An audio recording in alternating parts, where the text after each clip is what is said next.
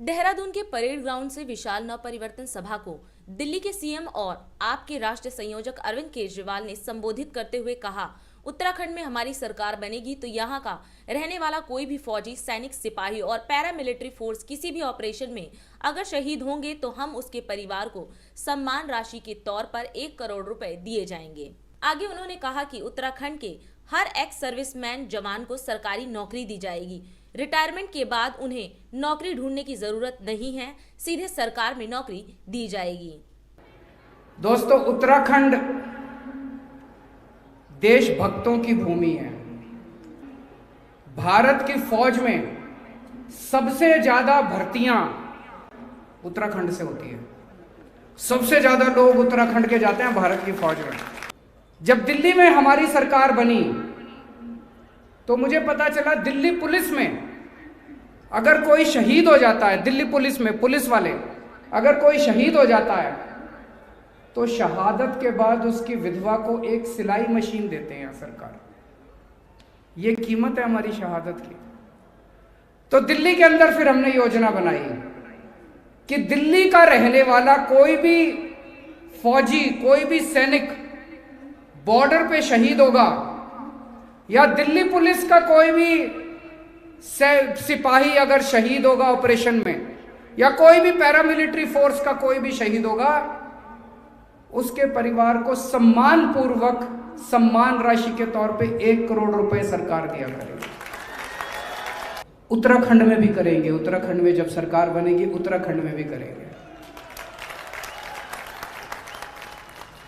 उत्तराखंड का रहने वाला कोई भी सैनिक बॉर्डर पे शहीद होगा, किसी भी ऑपरेशन में शहीद होगा कहीं भी, या उत्तराखंड पुलिस का कोई भी सिपाही या पैरामिलिट्री फोर्स का कोई भी सैनिक उत्तराखंड का रहने वाला अगर किसी भी ऑपरेशन में शहीद होगा, उसके परिवार को सम्मान पूर्वक हमारे मुख्यमंत्री कर्नल कोटियाल उनके घर जाके 1 करोड़ रुपए की सम्मान राशि देके आएंगे।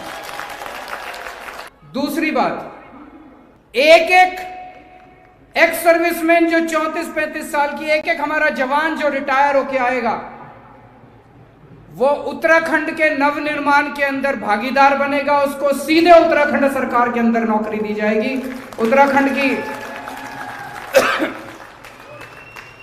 उत्तराखंड की सरकार के साथ मिलके, कंधे से कंधा मिला के, अपने बड़े भाई कर्नल कोटियाल जी के साथ मिलके वो उत्तराखंड का नवनिर्माण करेगा। इन लोगों की, इनकी सबकी देशभक्ति का, इनके जज्बे का, इनकी मेहनत का, इसका फायदा उठाएंगे हम लोग।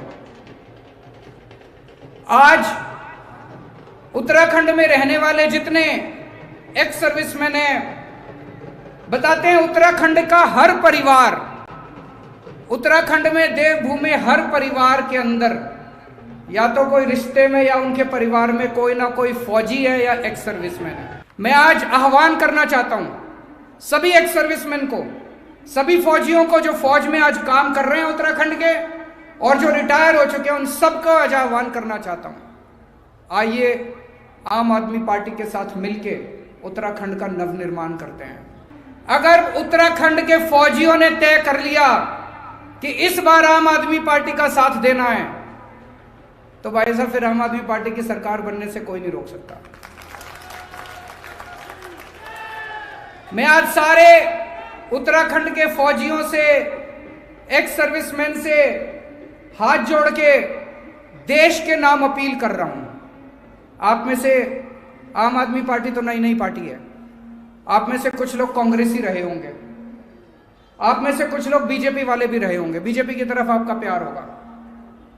आपने पिछले 20 साल में 10 साल बीजेपी को दिए, आपने पिछले 20 साल में 10 साल कांग्रेस को दिए।